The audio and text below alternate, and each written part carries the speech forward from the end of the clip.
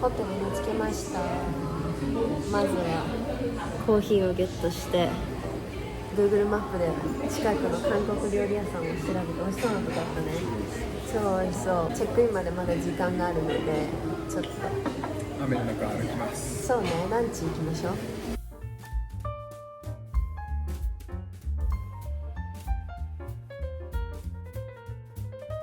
ランチは友達のおすすめリストにも載っていたお店がホテルから歩いてすぐだったので、そこへ行ってきました。建物の外まで行列ができてて、店内は観光客らしき人たちは私たち以外ゼロ、現地の人で大にぎわいしてました。肝心のご飯もめちゃくちゃ美味しくて大満足のランチでした。ホテル着きました。もうアンパッキングもして、私はちょっとベッドで仕事しつつ、センはねジムに行って今運動をしております。でこの後は友達と合流しようかっていう感じです。今回はモンドリアンホテルっていうホテルに泊まってて、結構いい感じです。綺麗だし、今こんな感じですけど、はい、外のね風景もすごかった。今回9階です。雨って感じですけど、グリーンがいっぱい見えていいな。ここプールが有名らしいんですけど、今は閉じてます。でこの辺がアンパッキングしたものたちがこう並んでいて、この辺小物とかあって、今回いろいろすごいご飯をたっぷり食べそうだなと思ってサプリもしっかり持ってきました。このホテルコンセントが普通のもさせて優しい、ありがたいです。これもちろん USB もさせる。今日は雨が降ってて靴下が歩いてたらびしょびしょになっちゃったから、ここで乾かしてます。洗面所はこんな感じです。ベッドルームのなんかこう浮いた感じになっていて、このズームがね、アメニティがねこのブランドなの。これなんて読むのかわからないんだけど、私ここのディオドラント使っててすごい好きなので、これ結構嬉しい。あとこのトイレがおしゃれすぎないのがいい。たまにおしゃれすぎるトイレさ、この上が開いてたりとかすんの。シドニーのエースホテル上が開いてるの。もうそれはさ個室じゃないじゃんもはやっていう。あれがっかりや。あれちょっとハードル高いよね。だってさ、あれさ、付き合いが長いカップルだったらいいけどさ、まだほやほやだったら結構恥ずかしくない？いろんなハードルあるでしょ。だっていろんなハードルあるよね、あれ。長くてもハードルあると思うけど、まあ確かに、カップルによってね。そうね、それはカップルによるね。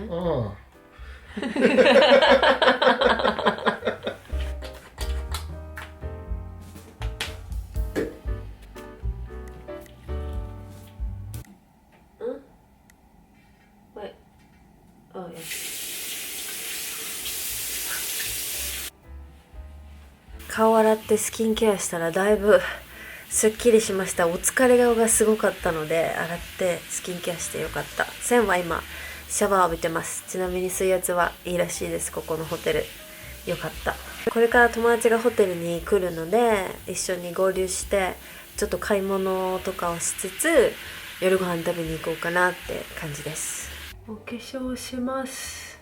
眉毛上に逆立てのケイトのマスカラで眉毛をふさふさにします。でナーズのリッ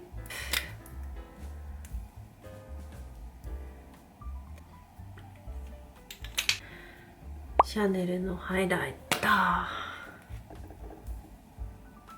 結構もうスキンケアでツヤツヤだからこれやっても分かんないかも。チークいるかな、チークいるかな。せんかわいいよ。いらないよ。いらない？あってもあってもかわいいよ。あったらちょっと激しそうだね。やめようか。やめようか。ケランのグロス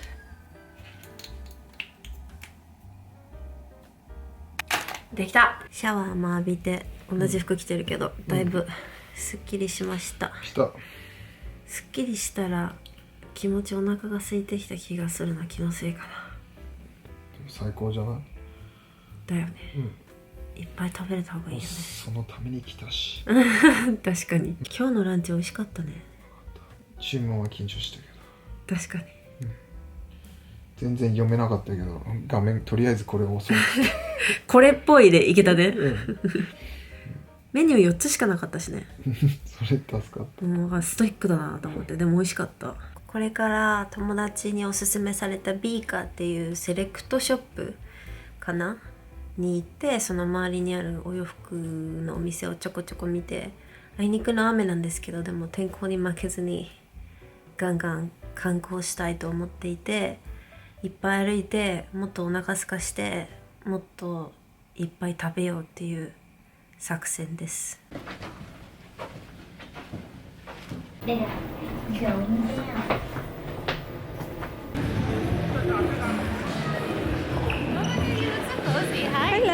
ビーカーは可愛いものの大渋滞って感じのお店で、韓国のブランドもインポートのセレクトもすっごく可愛かったです。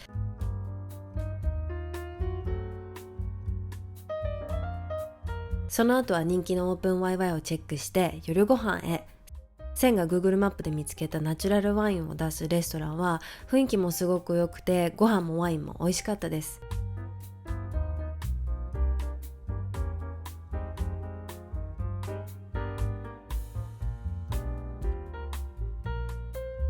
2軒目は近くのナチュラルワインバーに行きました。充実したセレクションとチルな感じが最高で、この旅で一番好きなバーでした。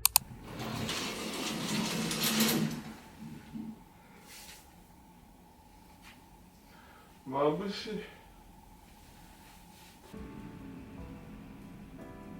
おはよう。韓国2日目です。今日もあいにくの雨ですが、張り切って参りたいと思います。私のテンパもこうやって出てくる感じの湿度ですで、後ろには昨日びしょびしょになっちゃった靴下が干してあって、鏡の向こうにセンちゃんがいらっしゃいます。おはよう。おはようございま昨日夜行ったレストランとワインバーがめっちゃ良くて、1軒目のサテっていうところ、ご飯もすごい美味しかったし、ワインも美味しかったし、たまたまワインの生産者の人が来ててイベントやってて、直接お話聞くことができて面白かったのと、あと2軒目に行ったワインバーが本当に可愛くて、ワインのセレクションも良くて、人も優しくて、タコスとかワカモレとかメキシコ料理がちょっと一緒に食べれるみたいなとこだったんですけど、めっちゃおすすめです。今日はこれからパレスがあるエリアに行って、あの辺のちょっとちっちゃいお店とかカフェとか行こうかなっていう感じです。2日目のコーヒーは友達一押しのカフェレセプションに行きました。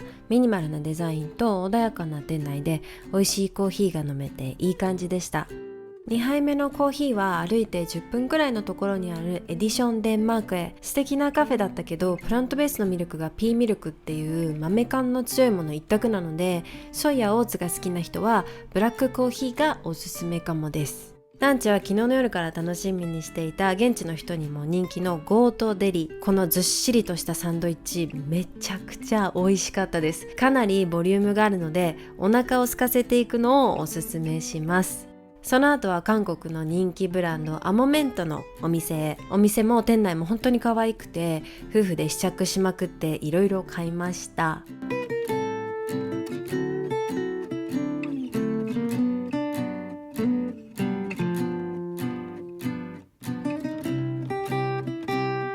パレスを散歩した後は現代美術館へ行きました。韓国はアートもかなり面白いので、毎回ミュージアムやギャラリーは必ずチェックしています。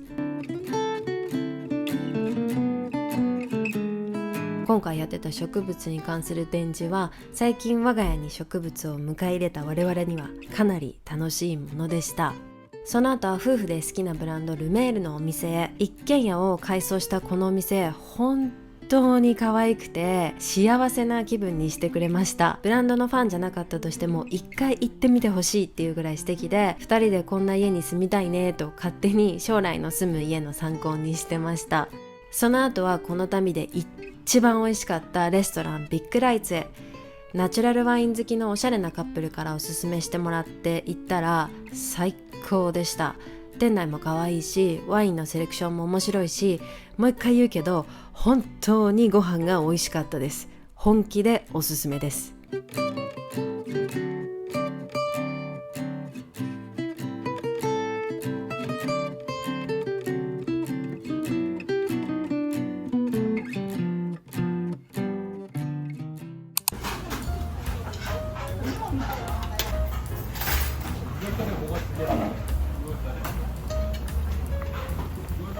3日目は朝ゆっくりしてランチからスタート。ハンナムドンのエリアを散策して見つけたこの雑貨屋さんは可愛いものだらけだったので、ぜひ。ディスプレイが素敵だったからまた勝手に参考にして、その後はみんなからもたくさんおすすめしてもらったリウム美術館へ行きました。エキシビジョンも美術館の建築も本当に素敵で、一日中いたいくらいでした。今回多かった作品の中に入れるアートって眺めるだけのものよりも自分の中に色濃く残るので好きです。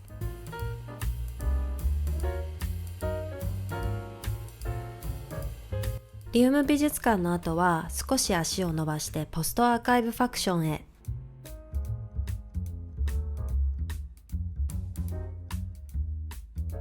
ここはさすがの一言で、欲しいものがありすぎて胸が苦しくなりました。